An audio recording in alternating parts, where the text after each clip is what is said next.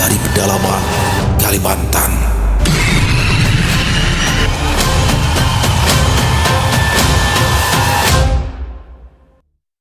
Assalamualaikum warahmatullahi wabarakatuh. Halo semuanya teman-teman. Selamat malam, selamat datang kembali di channel kesayangan kita, channel Ilo Bercerita, dan masih bersama saya Ilo dimanapun teman-teman berada. Semoga teman-teman selalu dalam keadaan sehat walafiat, tanpa kekurangan satu apapun, dan dimurahkan rezekinya. Amin amin ya robbal alamin. Doa terbaik untuk teman-teman semua ya. Dan pada kesempatan yang baik ini, saya akan membawakan satu kisah dari Kenanga Kinasih. Wow, penulis asal Kalimantan Selatan yang tulisannya selalu ditunggu-tunggu ya teman-teman ya. Dan pada kesempatan yang baik ini, kisah dari Kenanga Kinasih akan membahas salah satu pesugihan yang saya baru tahu nih teman-teman ya. Pesugihan Tabala. Jadi Tabala itu adalah peti mati teman-teman ya. Dan di sebagian wilayah di Kalimantan Selatan itu memang walaupun muslim, dia tetap di dalam peti teman-teman. Karena kontur tanahnya yang seperti rawa-rawa. Mungkin beberapa teman-teman pernah melihat tuh ada di beberapa video ya di YouTube ya, yang dia dikuburkannya di rawa. Karena memang kontur tanahnya seperti itu teman-teman. Beda sama di tempat-tempat lain yang tanahnya kering. Jadi memang di Kalimantan banyak model-modelnya ya. Ada juga kalau di Kalimantan Tengah tuh yang Hindu Kaharingan, umat Hindu Kaharingan itu ada yang digantung, raung gantung. Jadi dia ada tiang dua ditaruh di atasnya. Nah, dan kalau Tabala atau peti mati di Kalimantan Selatan itu karena posisi tanahnya itu berair ya atau rawa-rawa, jadi terpaksa harus memakai peti mati. Dan di sini saya baru tahu nih ada pesugihan jenis ini. Mengerikan banget ya. Dan bagaimanakah pesugihan Tabala atau pesugihan peti mati ini bekerja? Oke, sebelum kita masuk ke dalam kisahnya, buat teman-teman yang mungkin belum subscribe channel Ilo Bercerita, yuk bisa diklik dulu tombol subscribe, jangan lupa lonceng notifikasinya juga dinyalakan agar teman-teman selalu mendapatkan notifikasi dari konten-konten yang akan kami upload selanjutnya. Dan untuk channel Ilo Bercerita, kami upload setiap hari, setiap malam jam 9 malam waktu Indonesia bagian Barat. Oke, nggak pakai berlama-lama lagi, pasti udah gak sabaran kan untuk masuk ke dalam kisahnya. Kita langsung saja masuk ke dalam kisahnya, kita berangkat ke Kalimantan Selatan. Pagi ini, di atas meja makan hanya ada segelas teh manis hangat yang sudah mulai dingin. Sementara Rudi mengenakan kemeja, dia siap berangkat bekerja. Dia merogoh saku celana dan mengeluarkan selembar uang 10 ribuan. Tanpa banyak bicara, uang itu segera diletakkannya di atas meja. "Ini uang belanjamu hari ini," katanya datar sambil beranjak masuk ke kamar untuk mengambil tasnya. Siti menatap uang yang tak seberapa tersebut. Ia sudah hafal betul nominal yang akan diterimanya setiap hari. Hatinya berdesir-getir, sebab 10 ribu tidak akan cukup untuk membeli beras, sayur, minyak, dan segala kebutuhan lainnya. "Kak, uang 10 ribu tidak cukup. Harga beras saja sudah naik, belum lagi kebutuhan yang lain. Bagaimana aku bisa mengatur semuanya, Kak?" Suara Siti lirih. Rudi langsung menghentikan langkahnya. Ia menoleh dengan wajah berkerut, matanya merah karena tersinggung. "Hah? Apa? Tidak cukup? Memangnya apa yang kamu mau masak, ha? Kalau mau dapat uang lebih, cari kerja sendiri. Jangan cuma duduk-duduk di rumah lalu minta uang seenaknya. Apa kamu pikir uang jatuh dari langit, ha?" bentaknya kasar. Siti mengerjapkan mata berkali-kali untuk mengusir air mata yang hampir jatuh. Kalimat kasar sudah jadi sarapannya tiap pagi, tapi tetap saja hatinya terasa seperti diremas setiap kali Rudi mengucapkannya. Dia menunduk sambil meremas tangannya yang kurus. Meski sakit hati, tapi Siti tak berani membalas. Rudi masih saja terus mengomel, lidahnya bahkan lebih pedas dari perempuan. "Aku bekerja banting tulang sampai berkeringat di luar sana, tapi kamu cuma bisa minta-minta saja. Asal pintar mengatur, 10 ribu itu cukup. Sudah kubilang, jangan terlalu boros, Siti." "Tapi Kak, semua harga barang sudah naik." Siti mencoba menjelaskan dengan suara yang kecil. "Diam, jangan banyak membantah. Rudi mengibaskan tangannya lalu meraih tas kerja. Urus saja rumah baik-baik. Jangan mengeluh terus. Nanti rezeki kita tak berseret. Rudi keluar dari rumah, pintu ditutup keras di belakangnya. Blah! Siti terduduk di kursi sambil memandangi lembaran uang 10.000 lusuh di atas meja. Matanya basah, sementara dadanya terasa sesak. Sudah 2 tahun ia hidup bersama Rudi. 2 tahun pula ia hanya menerima uang 10.000 di setiap harinya. Dengan jumlah itu, Siti harus memastikan dapur terus berasap. Meski seringkali hanya bisa menyajikan nasi dengan sambal atau tempe goreng yang tipis. Yang membuat hatinya semakin perih, dia tahu Rudi selalu makan di luar. Sarapan nasi kuning di warung pertigaan, malamnya di warung sate. Hidangan enak selalu tersaji untuk perut suaminya, sementara dirinya sendiri sering harus menahan lapar. Siti meraih uang itu dengan tangan gemetar. Bagaimana caranya bisa berbelanja dengan uang 10.000 ini? Bisiknya lirih. Siti menghela nafas panjang. Di kepalanya berputar daftar kebutuhan. Beras sudah hampir habis, minyak goreng tinggal beberapa tetes, bahkan garam pun menipis. Ia sudah tidak bisa menipu kenyataan karena 10.000 tidak akan cukup. Dia bangkit dari kursi, lantas melangkah pelan menuju kamar. Dari lemari, ia mengeluarkan dompet lusuh yang isinya sudah hampir kosong. Beberapa koin logam bergerincing ketika diguncang, tapi nilainya hanya 1.000 rupiah yang sudah tak banyak berarti. Siti menutup dompetnya. Ia duduk di tepi ranjang sambil memejamkan mata. Ingatannya melayang pada masa awal pernikahan. Dia pernah berharap hidup bersama Rudi akan membawa kebahagiaan. Siti bahkan rela meninggalkan pekerjaannya di toko untuk mengikuti keinginan Rudi demi menjadi ibu rumah tangga sepenuhnya. Sudah, kamu cukup di rumah saja. Biar aku yang mencari nafkah ya. Begitu kata Rudi kala membujuknya agar bersedia berhenti bekerja. Tapi kenyataan jauh berbeda. Nafkah yang Siti terima sama sekali tidak berarti, sementara Rudi sendiri tak lagi peduli padanya. Siti mengusap wajahnya dengan gusar karena perutnya mulai terasa lapar. Sisa nasi semalam pun sudah habis. Dia harus mencari cara agar hari ini ada makanan di meja.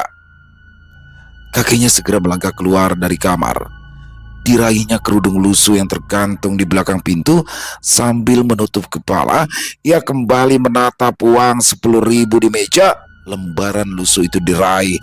Lalu ia masukkan ke saku daster yang juga sudah lusuh. Ia berdiri sejenak di ambang pintu sambil menatap halaman kecil rumahnya. Udara pagi terasa sejuk, tapi dadanya sudah terasa sesak. Satu-satunya yang bisa dituju hari ini adalah warung milik Julakrini tetangganya. Mungkin aku masih bisa berutang lagi, pikirnya kecut. Jalan setapak kecil di depan rumahnya terasa panjang sehingga ia tak langsung melangkah. Dari halaman rumahnya, ia sudah bisa melihat warung milik Julakrini. Warung itu bukan hanya menjual sembako, tetapi juga menyediakan kue-kue panas sehingga banyak pembeli yang berkumpul setiap pagi. Kakinya melangkah pelan di jalan setapak, menghitung dalam hati jarak menuju warung Julakrini. Baru 10 langkah, pandangannya menangkap sosok yang berjalan dari arah berlawanan. Ya, Julak Asri. Perempuan parubaya itu sedang mengobrol bersama temannya. Sorot matanya sinis, bibirnya lancip karena sering melontarkan sindiran pada tetangga yang tidak disukainya. Kenangan pahit langsung menyeruak di ingatan Siti. Dia ingat betul ketika beberapa minggu yang lalu di depan banyak orang, Julak Asri pernah mengejeknya karena terlalu sering berutang ke warung Julakrini. Kalau begini terus, kapan mau lunasnya utang muti? Apa kamu tidak kasihan pada pemilik warung? Begitu ucap Julak Asri kala itu, sehingga semua orang menoleh padanya, lantas mencibir penuh penghinaan. Langkah Siti terhenti tiba-tiba, karena kakinya tak bisa lagi diajak kerjasama.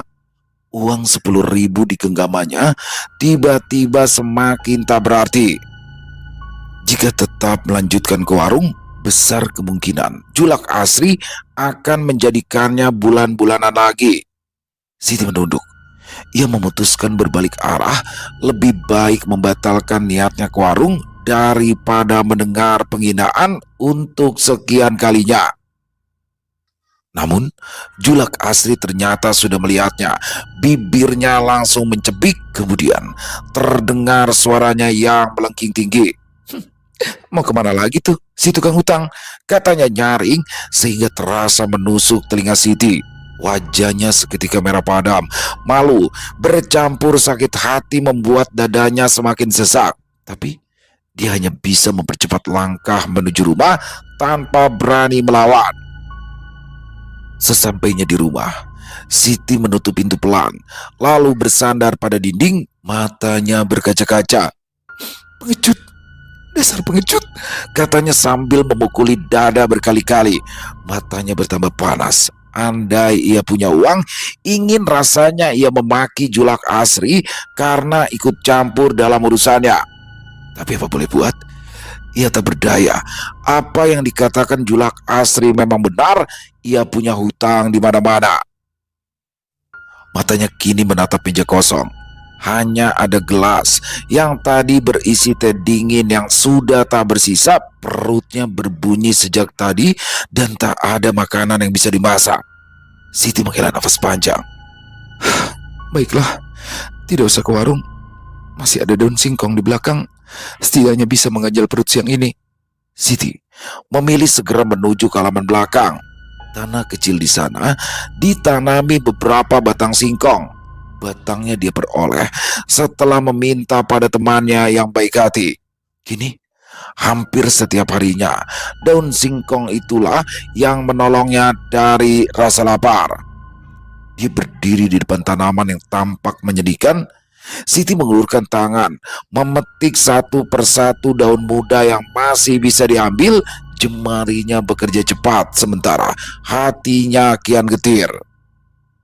Sambil memetik, ia teringat obrolan beberapa tetangga. Katanya, singkong di belakang rumahnya sudah terlalu sering diambil daunnya. Mereka semua mencibir, menganggap Siti terlalu pelit karena setahu mereka, Rudi suaminya bekerja di sebuah perusahaan besar, tapi istrinya selalu tampak lesu. Dia juga tidak berminat menjelaskan pada banyak orang. Ujungnya tetap saja dia yang salah di mata mereka. Sedangkan untuk urusan makanannya hari ini, apalagi yang bisa ia lakukan? Beberapa pucuk daun singkong sudah terkumpul di tangannya. Ia menatap tanaman yang semakin gundul dengan perasaan perih. Siti berjongkok melihat tanah di sekitar batang singkong. Dicobanya menggali sedikit, tapi ia hanya menemukan akar kecil yang belum bisa dimakan. Belum bisa diambil, gumamnya sambil menutup kembali tanah yang sempat digalinya. Dia berdiri, menepuk-nepuk tangannya yang kotor. Sudahlah, cukup rebusan daun ini saja, asal tidak mati kelaparan. Langkahnya kembali ke dapur, membawa daun-daun hijau itu sambil berjalan. Pikirannya terus berkeliaran. Seandainya Rudi lebih mengerti, seandainya ia diberi nafkah lebih. Dia menuang air ke dalam panci, menyalakan kompor minyak yang hampir habis. Sambil menunggu air mendidih, Siti duduk di bangku dapur.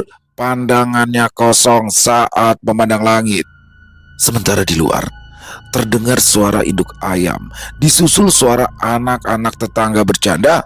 Hidup terus berjalan di sekitarnya, tapi dia terjebak di dalam lingkaran yang sama.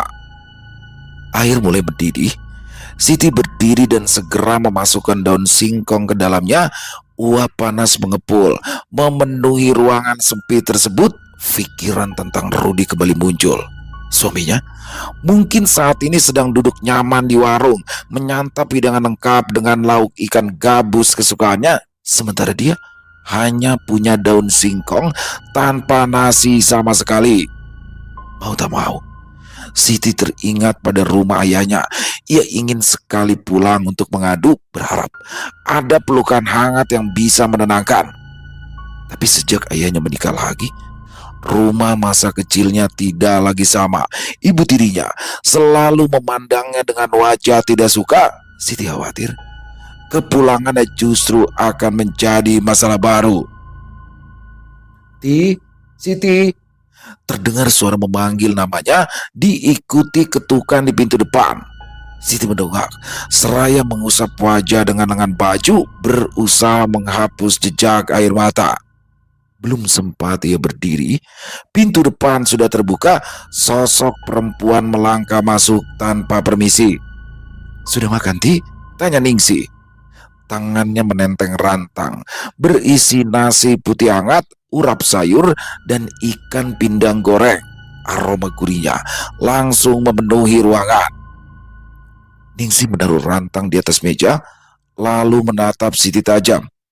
"Astaga, Ti, kamu menangis lagi? Bisa tambah bengkak matamu itu kalau kebanyakan menangis, Ti." Matanya beralih ke rebusan daun singkong, lalu ia cemberut. "Rudi tidak memberi uang lagi ya?" Siti menunduk, tak berani menatap balik. "Ada kok." Ningsi duduk di hadapannya, mendorong rantang berisi nasi ke arah Siti. "Makan ini dulu ya. Perut pun tidak bisa terus diisi daun singkong rebus." Siti menggeleng pelan. "Aku masih kenyang." "Kenyang minum air mata. Sudahlah, jangan berbohong terus. Ayo makan." Ningsi menegos. Siti agak ragu. Matanya memandang makanan menggiurkan di depannya. Perutnya langsung bergejolak minta diisi, tapi hatinya merasa malu karena sahabatnya harus repot-repot membawakan makanan. "Aku tidak enak, Ning. Kamu selalu saja repot-repot seperti ini." "Sudah, diam dulu. Ayo makan. Setelah itu baru kita bicara," potong Ningsi tegas. Siti menggigit bibirnya. Tangannya gemetar ketika mengambil sendok dan mulai menyuap sedikit nasi. Begitu masuk ke mulutnya, rasa gurih bercampur pedas langsung membuat perutnya terasa hangat. Air matanya kembali menetes. Kali ini bukan hanya karena sedih, tapi juga terharu. "Terima kasih ya, Ning," bisik pelan. Ningsi menghela nafas panjang, lalu melipat tangan di dada. "Ti, aku jujur ya, aku capek melihat kamu hanya bisa menangis. Hidupmu itu tidak akan berubah kalau kamu terus meneteskan air mata setiap hari." Siti berhenti mengunyah dan menatap sahabatnya dengan tatapan sendu. "Lalu aku harus bagaimana? Aku tidak bisa apa-apa. Tidak punya kerjaan, tidak punya tempat pulang, tidak punya siapa-siapa." "Ya itu masalahnya," seru Ningsi, suaranya meninggi. "Kamu itu terlalu pasrah. Kamu tidak berusaha mencari jalan dan terus membiarkan dirimu diinjak-injak begitu saja. Mau sampai kapan, Ti? Sampai mati. Sampai mati terus makan penderitaan." Siti menunduk lagi. "Apa yang bisa kulakukan?" Ningsi mengetuk meja dengan buku jarinya keras-keras. "Kamu mau kelaparan terus? Bagaimana kalau nanti kalian punya anak? Mau diberi makan apa anak kalian itu? Jadi aku harus apa? Jual diri?" Suara Siti jadi terdengar sengit. Ningsi memandangnya tajam. Bibirnya terkatup rapat karena cemberut. Lalu dengan nada dingin dia berkata, "Kalau kamu benar-benar putus asa sampai ingin jual diri, sebenarnya ada cara lain." "Apa?" "Pesugihan." Siti mendongak kaget. Sendok di tangannya berhenti. "Kamu udah gila. Kenapa harus pesugihan?" "Ya karena kamu udah gak punya jalan keluar lagi." "Apa tidak berbahaya kah?" tanya Siti lagi. "Ya jelas berbahaya. Tapi di dunia ini kamu harus berani mengambil risiko kalau ingin kaya raya." Ningsi memandang panci yang sudah lepas gagangnya itu, lalu tersenyum sinis. "Kecuali kamu rela anakmu nanti menderita dan terus direndahkan oleh orang lain sepanjang hidup." Siti memandang kosong ke rumah yang berbau kemiskinan itu. Dia mungkin masih bisa menghadapi penderitaan ini, tapi bagaimana dengan anaknya nanti? Tanpa sadar, dia mengelus perutnya yang datar, lalu memandangi Ningsi dengan mata serius. "Aku mau, Ning." Ningsi menepuk keras meja, matanya berbinar. Bagus, itu dia jawaban yang kutunggu-tunggu. Jangan khawatir, aku akan mengantar kamu hari ini juga. Hari ini? Siti tersentak. Iya, hari ini. Kebetulan Rudi tidak pulang malam ini kan? Siti terdiam. Dia baru ingat Rudi memang akan menginap di rumah ibunya karena besok adiknya akan dilamar. Itu berarti ia benar-benar bebas untuk pergi tanpa dicurigai. Kalau begitu, kita berangkat setelah aku selesai makan, ucap Siti. Suaranya sedikit menguat, tak lagi lemah seperti tadi. Cepat selesaikan makananmu, lalu mandi. Aku tunggu di rumahku. Ningsi bersenandung senang saat pulang ke rumah. Siti mengangguk batu. Ia segera melakukan sesuai pesan Ningsi dan mengganti pakaiannya dengan yang lebih layak. Mereka baru berangkat siang hari menggunakan motor Ningsi. Matahari bersinar terik sampai Siti harus menutupi wajahnya menggunakan selendang. Kamu ini aneh, mau cari pesugihan tapi pakai selendang segala, gerutu Ningsi sambil memarkirkan motornya di atas halaman yang berkerikil. Siti tidak menjawab. Pandangannya tertuju pada rumah panggung yang hampir seluruhnya terbuat dari kayu ulin. Bentuknya modern, tidak terlihat seperti rumah zaman dulu yang tidak menggunakan kaca. Bahkan ada mobil keluarga warna hitam diparkir di depan rumah. Ini rumah siapa? Paman Dani. Paman kamu? Tanya Siti heran karena setaunya Ningsi tidak punya paman. Ningsi tertawa lalu kemudian menarik tangan Siti. Ayo masuk, di dalam sana kamu bisa bertanya sepuasnya. Rumah Paman Dani dikelilingi banyak tanaman bunga. Sepertinya istrinya sangat menyukai bunga beraroma wangi karena ada melati, mawar, bahkan kemuning yang semerbak. Jangan-jangan ini dukun yang kamu ceritakan tadi, Ningsi mengangguk. Siti menggenggam erat tangannya, menahan Ningsi agar tidak segera masuk. Apa benar dia bisa menolongku? Rumahnya tidak mirip rumah dukun seperti dalam bayanganku. Jadi apa yang kamu bayangkan? Rumah gubuk reot, berlubang-lubang. Justru dukun seperti itu yang gadungan. Menolong dirinya saja tidak bisa, apalagi menolong orang lain. Di dalam hatinya, Siti membenarkan apa yang dikatakan Ningsi barusan. Rumah besar di hadapannya memang menunjukkan sosok yang sukses, bukannya orang yang juga kesulitan seperti dirinya. Ningsi mengetuk pintu. Tidak berapa lama kemudian muncul lelaki berusia 50 tahunan yang berdiri agak membungkuk. Dia memandang Ningsi dan tampaknya memang sudah mengenal perempuan itu sehingga langsung menyuruhnya masuk. Ada apa kesini, Ning? Ningsi pun tidak mau basa-basi lagi. Ia segera mengutarakan niatnya ke sana dengan membawa Siti.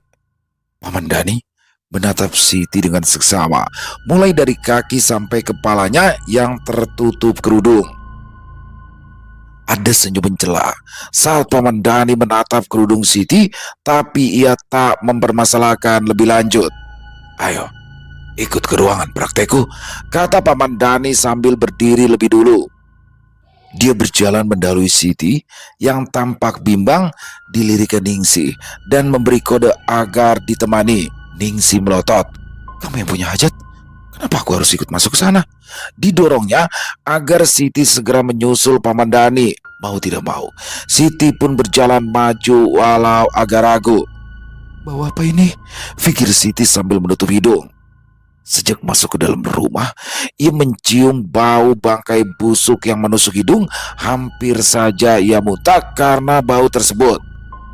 Di sini, kata Paman Dani, melambaikan tangan pada Siti agar masuk ke ruangan yang tertutup tanpa jendela. Tutup pintunya, suruh Paman Dani. Siti menurut.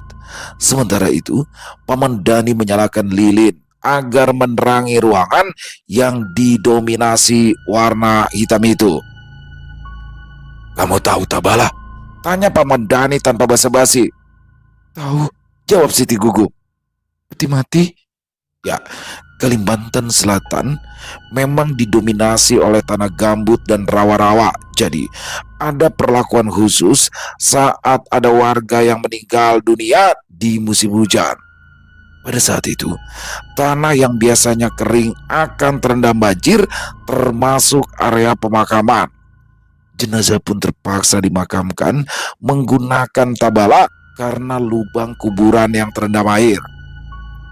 Kamu harus mencari tabala untuk syarat pesugihanmu, sahut Siti pendek.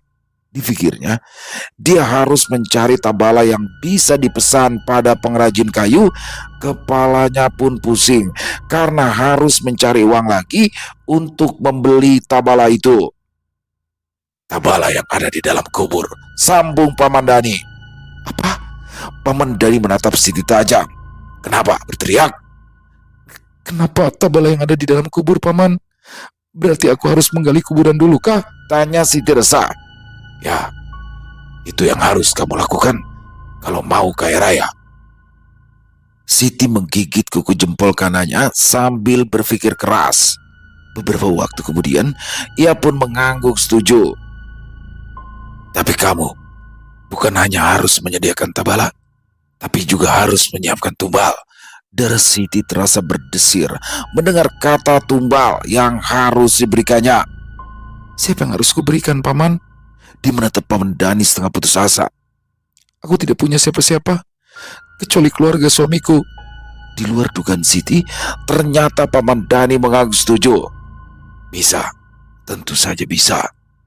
Baik, aku akan menumbalkan adik iparku. Kesepakatan pun diambil. Hari itu, ia dan Ningsih kembali pulang ke rumah masing-masing. Sementara Paman Dani akan menunggu kabar dari Siti. Setelah ia mendapatkan tabala, maka Paman Dani sendirilah yang akan datang untuk menemui Siti. Setelah sampai di rumah, Siti menarik tangan Ningsih sebentar. Kenapa? Aku bingung. Kenapa rumah Paman Dani berbau busuk? Kamu tadi menciumnya juga kan? Ningsih berbisik. Di punggung Paman Dani ada luka membusuk yang tidak pernah bisa sembuh. Makanya istri Paman Dani menanam banyak bunga di halaman. Fungsinya untuk menutupi bau busuk yang berasal dari tubuh suaminya. Siti ternganga ngeri. Pantas saja lelaki tua itu jalannya agak bungkuk, mungkin karena menahan sakit luka di punggungnya. Setelah berpamitan, malam itu juga Siti pergi ke makam yang diincar. Di kampung Siti, kebanyakan warga yang meninggal dimakamkan di depan atau di samping rumah, bukannya di pemakaman umum. Ini sedikit menyulitkan Siti karena ia takut ketahuan oleh pemilik rumah. Untungnya Paman Dani sudah memberikannya bacaan untuk menyirap orang-orang sekitar. Meski begitu, saat berangkat, Siti sengaja berjalan memutar melalui kebun warga agar tidak ada yang mencurigainya. Dibawanya cangkul dan parang untuk berjaga-jaga. Jalanan sangat sunyi, bahkan suara jangkrik pun tidak terdengar ketika dia sampai di area tujuan. Dibacanya mantra yang diberikan oleh Paman Dani kali ini tanpa ragu sedikit pun, karena menurut lelaki itu semuanya berdasarkan pada keyakinan dalam diri Siti sendiri. Semakin yakin dia pada efek mantra Paman Dani, maka semakin kuat khasiatnya. Setelah menunggu beberapa saat, dia pun segera menggali kuburan. Mungkin karena sudah nekat, pekerjaan berat menggali tanah bisa ia lakukan dengan cepat. Cangkulnya berhasil mengenai papan tabala. Bagus, kata Paman Dani. Siti hampir berteriak kaget karena Paman Dani tiba-tiba saja muncul di belakangnya. Kenapa Paman bisa ada di sini? Paman Dani tidak menjawab. Ia justru menyuruh Siti untuk mengangkat tabala itu ke permukaan tanah. Entah dapat kekuatan dari mana tabala itu bisa diangkatnya dengan mudah. Bau tengik bercampur busuk tercium di hidung Siti saat ia berhasil membuka tabala. hampir sama dengan bau dari badan Paman Dani. Harus kuapakan mayatnya, Paman? Dia nyaris tidak berani membuka kafan yang sudah sobek-sobek itu, tapi berdasarkan bobotnya, Siti bisa menduga yang tersisa kini hanyalah kerangka dengan sedikit daging yang menempel di tulang. Sudah 2 bulan jenazah itu dikuburkan. Pantas saja kalau dagingnya sudah nyaris tak bersisa. Ambil bagian selebihnya, lalu sisanya lemparkan saja, kata Paman Dani dingin. Sekarang kamu bawa pulang tabala itu dan lakukan ritual seperti yang sudah kukatakan. Siti menurut. Dilemparnya isi tabala itu ke dalam tanah, lalu kembali menguburnya. Tubuh Siti kotor penuh lumpur ketika ia berusaha menyeret tabala pulang ke rumahnya. Dibukanya pintu dapur dengan cepat, tabala pun disembunyikannya dengan baik di dalam kamar. Ditutupnya dengan beberapa lapis kain agar Rudi kelak tidak curiga. Dia pun kembali ke belakang dan mencari Paman Dani, tapi lelaki itu sudah menghilang lagi, bahkan jejak kakinya tidak terlihat sama sekali. Siti tidak punya pilihan lain kecuali mengerjakan sisa ritual seperti yang dipesankan Paman Dani. Setelah semua selesai, dia langsung merebahkan diri. Rasa lelahnya datang bertubi-tubi begitu ritual selesai dilakukan. Dia tidur sampai lupa waktu. Hari sudah hampir tengah hari ketika Siti terbangun. Begitu bangun, bukannya membersihkan diri, Siti justru berlari ke arah tabala dan membukanya sedikit.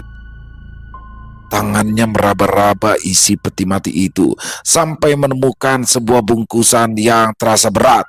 Apa ini? Katanya dengan hati melonjak girang. Diangkatnya bungkusan itu lalu membukanya lebar-lebar. Mas, bisiknya tak percaya. Tangannya meraih sebuah cincin, lalu ia menggigitnya. Mata Siti berbinar. Ini benar-benar emas. Ini emas, bukan kuningan. Tumpukan gelang, cincin, kalung, dan anting-anting berkilauan menyilaukan mata. Jumlahnya banyak, jauh melampaui apa yang pernah ia bayangkan. Tangannya gemetar saat menyentuh seluruh perhiasan, seolah tak percaya kalau semua kini berada di hadapannya. Aku kaya, aku tidak akan kelaparan lagi, katanya sambil bersenandung riang. Bergegas, Siti mandi dan memutuskan untuk segera pergi ke kota. Diraupnya sebagian kecil perhiasan, sedangkan sisanya disembunyikan lagi di tempat semula. Tidak mungkin ia menjual semua perhiasan dalam waktu bersamaan. Salah-salah, dirinya akan dituduh sebagai kawanan perampok yang baru saja menggasak rumah orang kaya. Mau kemana kau, Ti? Seru Julak Rini saat Siti berjalan melintasi warungnya. Mau ke pasar, sahut Siti cepat. Dia tersenyum lebar, termasuk pada Julak Asri yang sedang berbelanja di sana. Julak Asri mencibir, kemudian berkata keras, "Dustainya, mana mungkin dia punya uang buat ke pasar?" Siti tidak peduli. Langkahnya semakin cepat berjalan menuju jalan besar, tempatnya mencari angkutan umum. Ketika sampai di pasar, Siti segera mendatangi toko emas yang pagi itu masih belum terlalu ramai. Dia berbisik, ingin menjual emas lalu menyerahkan semua perhiasan yang dibawanya hari itu. Ini warisan keluarga, Pak Haji, jadi sudah tidak ada surat-suratnya lagi, jelasnya untuk menghindari kecurigaan. Pemilik toko segera mengangguk dan tidak lagi banyak bertanya. Setelah dihitung, jumlah uang yang Siti terima membuatnya tertegun. Puluhan juta rupiah kini berada di tangannya. Rasanya seperti mimpi sampai dia mencubit tangannya dengan keras. Aduh, bisiknya kesakitan sambil mengusap kulit yang memerah karena cubitannya sendiri. Tanpa menunggu lama, Siti membeli banyak barang yang selama ini hanya bisa diimpikan. Setelah pulang dari pasar pun, Siti sengaja mampir ke warung Julak Rini. Mau beli apa kamu, Ti? Julak Asri ternyata masih ada di warung, walau matahari sudah di atas kepala.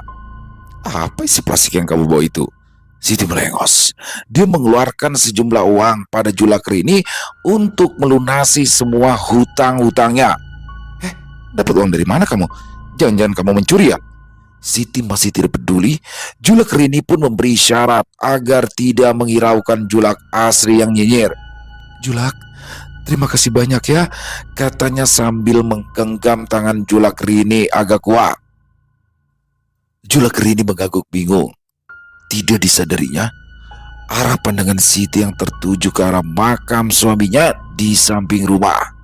Siti tersenyum melihat reaksi Julak Rini yang kebingungan. Sepertinya perempuan pemilik warung itu tak sadar ada yang membongkar makam suaminya tadi malam. Sesampainya di rumah, ternyata sudah ada Ningsi yang datang menjenguk. Belanjaan banyak sekali. Ritualmu sukses ya? Siti memberi syarat agar Ningsi berhati-hati. Mereka masuk ke dalam rumah yang pintunya segera dikunci Siti. Dikeluarkannya segepok uang dari dalam tas, lalu diletakkannya di atas meja. Ini uang yang kudapatkan dari ritualku tadi malam. Mata Ningsi terbelalak. Dia menelan ludah dengan susah payah melihat tumpukan uang yang baru sekali ini dilihatnya. Hasilnya tidak terlihat banyak ya, Ning? Tidak banyak. Ya menurutku ini sudah sangat banyak, tanya Ningsi dengan suara melengking. Siti tidak segera menjawab. Dibaginya uang di atas meja jadi dua, sebagian segera diserahkannya pada Ningsi. Loh, untuk apa? Ini ucapan terima kasihku, karena kamu sudah memberi jalan keluar. Ini terlalu banyak, Ti. Ningsi mendorong uang itu setengah hati. Ambillah, aku pasti masih dalam kesulitan kalau kamu tidak membantuku. Siti meletakkan uang ke pangkuan Ningsi. Jangan menolak lagi. Ningsi tersenyum lebar. Segera ia meminta kresek hitam untuk menyimpan uang pemberian Siti agar tak bisa dilihat orang lain. Cepat simpan. Jangan sampai Rudi keburu datang dan melihat uang ini, kata Siti.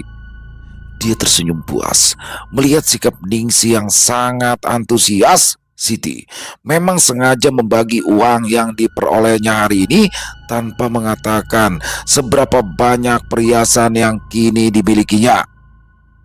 Jadi kamu akan meninggalkan Rudi? Jangan bercanda. Tidak mungkin aku pergi begitu saja sebelum membalaskan dendam lebih dulu. Semua orang di keluarga Rudi yang sudah menyakitiku satu persatu akan merasakan akibatnya. Ningsi terdiam lalu mencondongkan tubuh. Jadi kamu akan menumbalkan mereka satu persatu? Sudah pasti. Pesugihan ini butuh tumbal setiap tahun, maka aku akan memanfaatkan nyawa mereka semua. Ningsi tersenyum lebar. Dengan begitu kamu juga semakin kaya setiap tahunnya. Waktu pun berjalan cepat. Setiap tahunnya, satu persatu anggota keluarga Rudi meninggal dunia dengan cara mengenaskan. Ada yang jatuh sakit mendadak, lalu meninggal dengan tubuh membiru. Ada pula yang kecelakaan tunggal dan segera meninggal setelah dibawa ke rumah sakit. Warga kampung mulai menduga-duga bahwa keluarga Rudi menuai karma selama ini. Keluarga Rudi memang terkenal arogan dan seringkali mencari musuh. Banyak tetangga yang menderita kerugian akibat ulah mereka, sehingga mereka mensyukuri musibah yang menimpa keluarga Rudi. Sementara itu, Siti semakin kaya raya. Rumahnya dibangun ulang sehingga lebih megah. Barang-barang mewah memenuhi semua ruangan. Kendaraan memenuhi garasi rumah. Perhiasan selalu menghiasi anggota tubuhnya. Tetapi kekayaan itu dianggap wajar oleh para tetangga. Mereka mengira Siti kaya karena mendapat warisan dari ayahnya. Setiap kali ada anggota keluarga Rudi yang meninggal dunia, Siti berpura-pura ikut berduka, padahal jauh di dalam hatinya Siti sedang tersenyum puas. Ningsi yang setia menemaninya sesekali bertanya, "Ti, bagaimana kalau mereka semua sudah meninggal? Siapa lagi yang akan kamu tumbalkan?" Siti tertawa kecil sambil menepuk tangan temannya. "Kenapa harus dipusingkan? Paman Dani pasti memberiku jalan keluar." Tapi sayang, Siti tidak sempat menemui Paman Dani untuk mencari jalan keluar. Siti juga tidak perlu mencari calon tumbal baru karena dialah yang menjadi tumbal terakhirnya. Siti ditemukan meninggal dunia oleh pembantunya. Ia terbaring kaku dengan mata terbelalak, mulutnya mengeluarkan busa berbau busuk. Di sekujur tubuhnya terdapat lebam kebiruan, seakan-akan ia telah dipukuli sampai meninggal. Pembantunya sampai pingsan melihat keadaan Siti yang mengenaskan.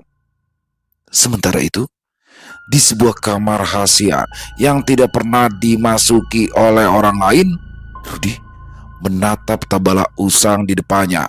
Dia tercengang melihat tumpukan perhiasan yang menggunung di dalam tabala. Dari mana dia mendapatkan semua ini? Bisik Rudi yang lalu terduduk lemas karena tidak percaya. Sudah kubilang, dia menggunakan pesugihan, sahut perempuan ramping di sebelahnya. Dia sendiri yang bercerita padamu. Kenapa kamu menceritakan ini semua? Rudi menoleh padanya dan bertanya pahit.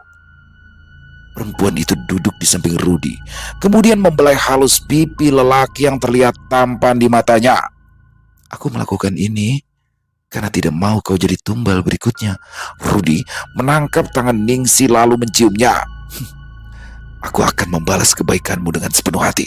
Ningsi tersipu malu, wajahnya merona merah ketika Rudi mengecup dahinya lembut. Ketika Rudi tidak melihatnya, mata Ningsi berubah ganas, hatinya memaki-maki Siti yang selama ini sudah membohonginya. Sejak kematian Siti, suasana kampung berubah drastis. Warung Julak Rini yang biasanya buka larut malam kini tutup sebelum maghrib. Para bapak-bapak yang suka berkumpul di pos kamling sambil main catur tak lagi berani keluar rumah. Pedagang sate dan bakso keliling juga memilih berjualan ke kampung lain. Mereka rela memutar jalan daripada bertemu dengan sosok Siti. Semua diawali dari Julak Rini yang mengaku melihat sosok berbau bangkai yang berkeliaran di dekat makam suaminya. Julak Rini mengintip dari celah dinding papan, lalu terenyak kaget saat mengenali sosok itu mirip dengan Siti. Belum lagi hilang rasa kagetnya, Siti sudah menoleh ke arahnya lalu tertawa nyaring. Detik itu juga Julak Rini jatuh pingsan. Keesokan harinya sang menantu ribut melihat Julak Rini tergeletak tak sadarkan diri di lantai dengan wajah pucat pasi. Kenapa mah? Dari tinggi pian kambuh, tanya menantunya setelah Julak Rini sadar. Bibir Julak Rini tampak putih. Dia menjawab dengan suara gemetar. Tadi malam ada hantu Siti di samping rumah kita. Hantu Siti? Ulang menantunya. Julak Rini mengangguk, tangannya sedingin es saat menarik tangan menantunya. Dia menyeret tabala di belakangnya. Bujur mah, menantunya ikut ketakutan, apalagi dia tahu Julak Rini tidak mungkin berdusta untuk hal semacam ini. Setelahnya, Julak Rini jatuh sakit demam hingga 3 hari. Dan selama itu warungnya tutup. Tapi menantunya dengan penuh semangat menceritakan kejadian menyeramkan itu pada semua orang. Hah? Mertuamu hanya mimpi buruk, sangga Julak Asri.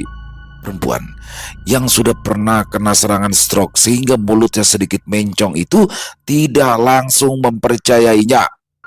Terserah saja, aku tidak mau memaksa Julak untuk percaya. Kurasa Julak harus bertemu hantu Siti dulu baru benar-benar percaya, sahut menantu Julak Rini agak pedas.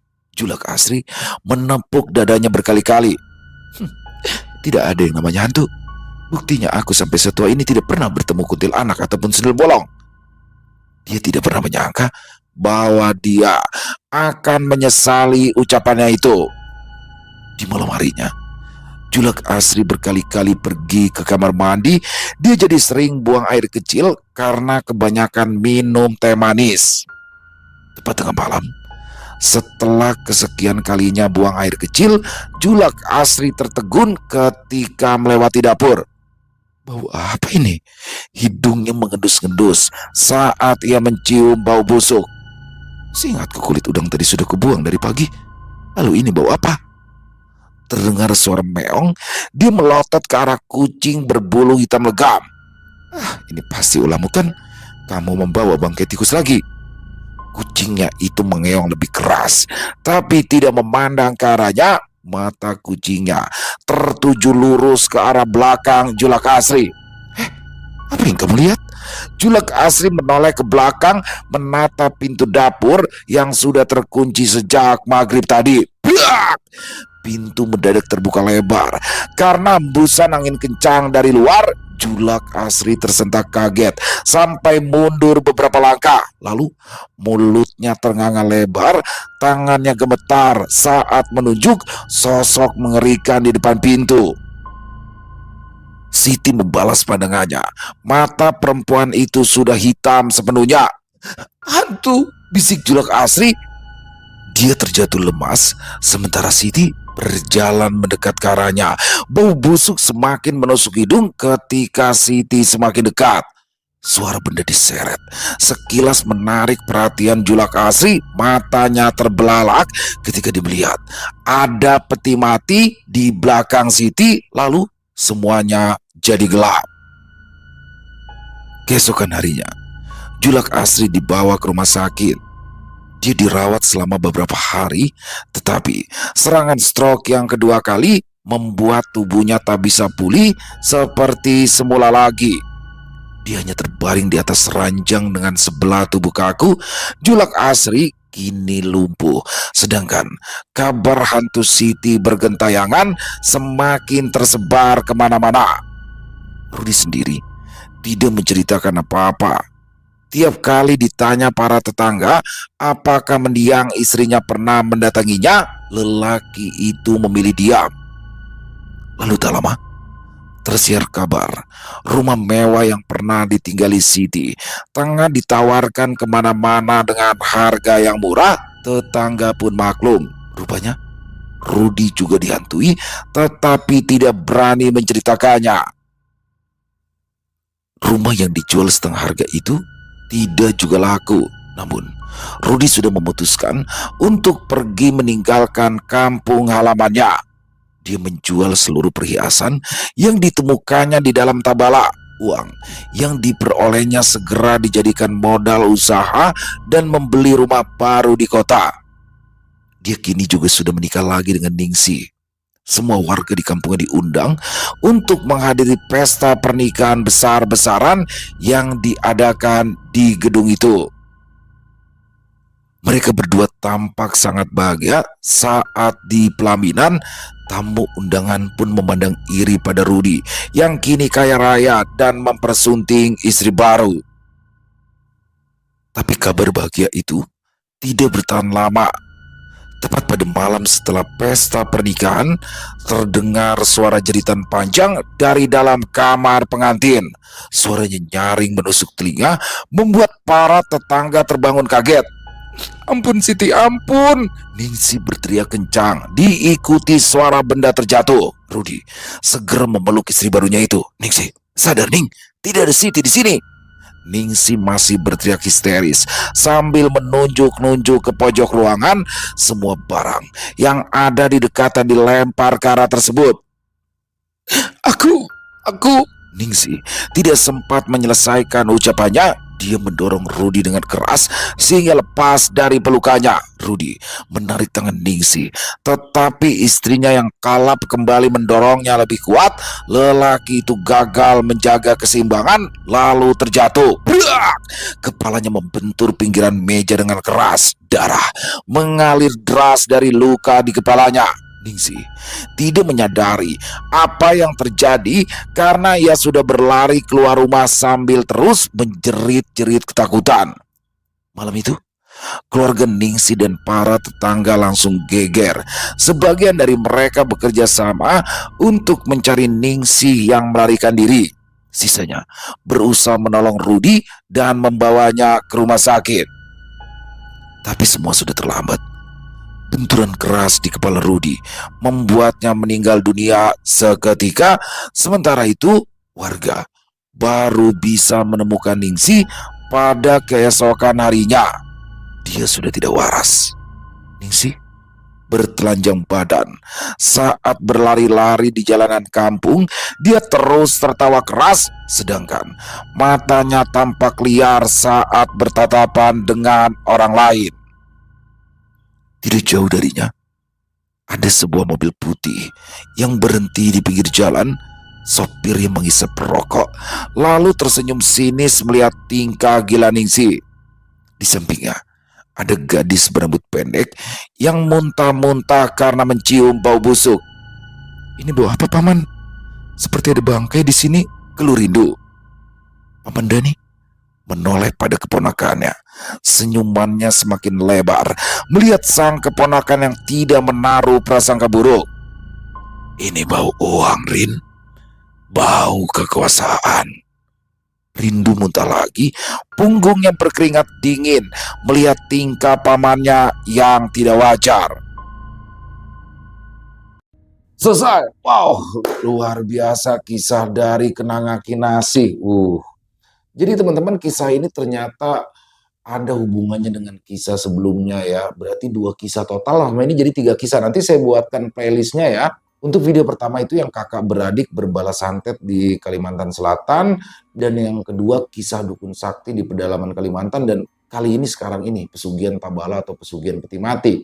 Yang mana dalam kisah ini kuncennya atau juru kuncinya itu adalah Paman Dani. Waduh, ini Paman Dani ini yang kemarin di episode kemarin itu dia dari kecil disiksa tuh sama abahnya karena dianggap telah membuat istrinya atau ibunya dia terbunuh karena melahirkan tapi meninggal ya pada saat melahirkan si Dani kecil. Hingga sampai akhirnya dia nekat melakukan sesuatu dan mendapat warisan ilmu dari neneknya. Waduh, ini ngeri banget ya. Dan bahkan setelah itu dia terus tuh melancarkan ilmu-ilmunya, mengobati pasien yang datang, bukan hanya mengobati tapi juga santet, pesugihan, semuanya yang hitam-hitam dia kerjakan, termasuk ini dengan Siti teman-teman.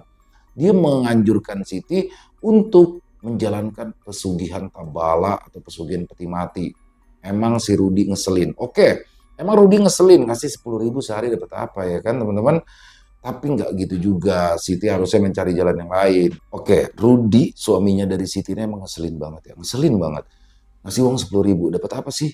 Tapi nggak begitu juga harusnya Siti ya. Tapi itu karena didorong sakit hati, didorong kelaparan. Itulah teman-teman, bahayanya lapar. Lapar itu membuat orang nekat melakukan apapun. Jadi ya lapar, kelaparan itu mendekatkan dengan kemaksiatan kalau orangnya tidak beriman ya. Seperti yang dilakukan Siti, dia nekat menjalankan pesugihan Tabala atau pesugihan peti mati. Sampai akhirnya dia benar menjadi kaya dan dia menumbalkan seluruh keluarga Rudi. Nah, sampai terakhirnya harusnya Rudi. Tapi di sini dibelokkan sama si Ningsih. Entah dia ngomong apa ke Paman Dani, hingga akhirnya Siti sendiri yang menjadi tumbal penutup atau tumbal terakhirnya, hingga akhirnya Rudi dan Ningsih menikah. Waduh, menikam dari belakang. Karena Ningsih merasa dicurangin. Dapatnya banyak, ngasihnya sedikit. Waduh, ini lingkaran setan ya teman-teman ya. Dan sampai pada akhirnya mereka berdua digentayangi, diteror oleh hantu Siti, sehingga Rudi meninggal dunia dan Ningsih menjadi kehilangan kewarasan. Tapi di paling endingnya ini, waduh, Paman Dani ingin mewariskan ilmunya pada Rindu, sang keponakan. Pastinya ini akan berlanjut nih. Jadi penasaran nih, karena ilmu yang dimiliki Paman Dani ini menyeramkan banget. Di belakangnya tuh ada borok teman-teman. Wah, ini ngeri banget. Keren banget dan saya berharap nih Kenanga Kinasih bisa ada kelanjutannya ya. Kenanga Kinasih ditunggu banget kelanjutannya. Terima kasih untuk kisah yang keren ini. Dan semoga kisah barusan bisa menghibur teman-teman para pecinta penikmat horor misteri. Lebih khususnya lagi kepada para subscriber dari channel Ilo Bercerita.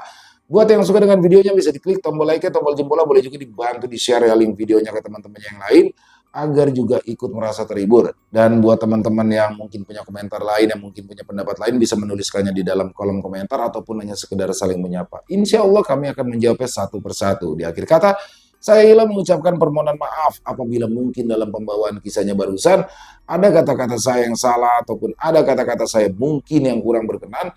Saya mohon dibukakan pintu maaf yang seluas-luasnya. Sampai berjumpa lagi di konten-konten kami selanjutnya yang pasti tidak kalah serunya, yang pasti tidak kalah horornya. Masih bersama saya Ilo di channel Ilo Bercerita. Salam sehat sukses selalu untuk kita semua. Wassalamualaikum warahmatullahi wabarakatuh.